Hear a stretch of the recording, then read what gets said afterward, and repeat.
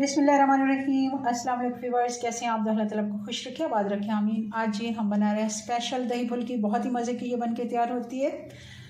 चलें इसको बनाना शुरू करते हैं। रेसिपी पसंद लाइक करना मत भूलिएगा। तो इसके लिए हमने कुंडी ले ली और अच्छे से इसको धो लेना है।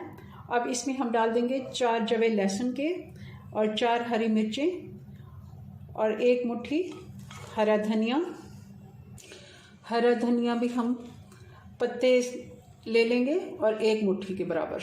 आप चाहें तो इसमें मिक्सी में भी इसकी चटनी कूट सकते हैं, मगर जो टेस्ट इसमें आता है वो उस चटनी में नहीं आता। ये हम हेल्प लेंगे, ये हम साइड पे करते हैं। और इसके नीचे टॉवल रखिए अच्छे से इसको सेट होने के लिए। और उतनी देर में हम बना लेते हैं फुल्कियों का बैटर। और इसके लिए मैंने एक बाउल में छन्नी रख ली और 1 कप हम इसमें बेसन डाल देंगे। अगर पहले से छना हुआ है तो ठीक है, वरना आप इसको इसी जगह पर छान लें। अच्छे से इसको छान लिया है।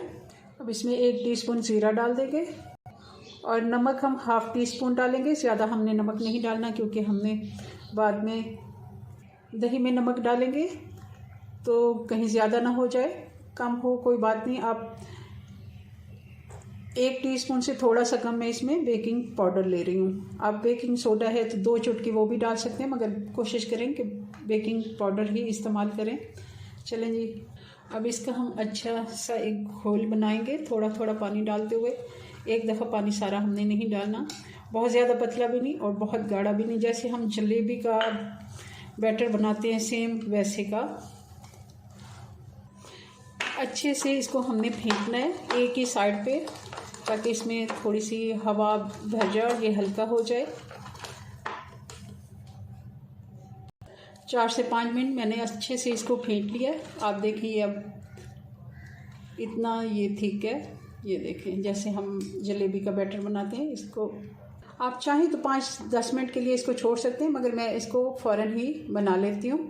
ऑयल हमारा अच्छे से गर्म हो गया। अब हम इसमें बूंदियाँ डाल देते हैं। आप छोटी बड़ी जिस तरह पसंद करते हैं उस तरह आप बड़े चम्मच से अगर लेंगे बैटर तो थोड़ी बड़े साइज़ की बूंदी बनेगी, और छोटे साइज़ की जो छोटा चम्मच ले लें। और ये वाली बूंदी भी हम इस्तेमाल ही करेंगे। इसको हम निकाल के साइड पे रख लेते हैं। आप देखें किस तरह हमारी फुल्की जो है वो फूली है और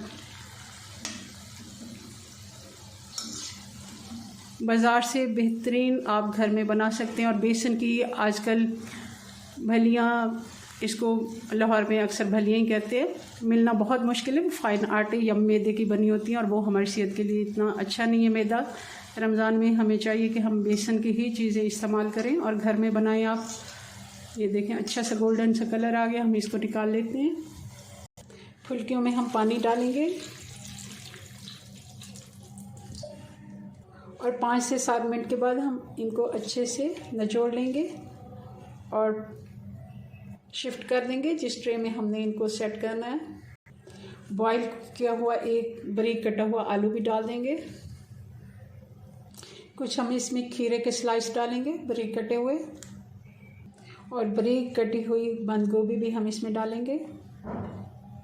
2 कप हमने दही ले ली और इसमें हम 1 चम्मच कूटी हुई हरी वाली चटनी डाल देंगे और नमक डालेंगे 1 टीस्पून, और 1 टीस्पून से थोड़ा सा कम चाट मसाला भी इसी में डाल देते हैं। अच्छे से हम रायते को मिक्स कर लेते हैं। मीडियम साइज़ की 1 प्याज भी डाल देते हैं। अगर नहीं पसंद तो आप मत डालें, क्योंकि रमज़ान में अक्सर लोग प्याज नहीं खाते। तो इसके ऊपर हम दही वाला रायता डाल देंगे जो हमने हरी चटनी के साथ दही मिक्स करके रखा है, और इसको गार्निश कर से थोड़ी सी ऊपर से हम दही डाल देते हैं। जी, तो ये हमारा आलू फुल्की का रायता बन के तैयार है, या इसको चाट भी कह सकते हैं, दही फुल्की भी कह सकते हैं। बहुत ही मज़े का। हमने इसको घर में ही बनाया। सारा मटेरियल जो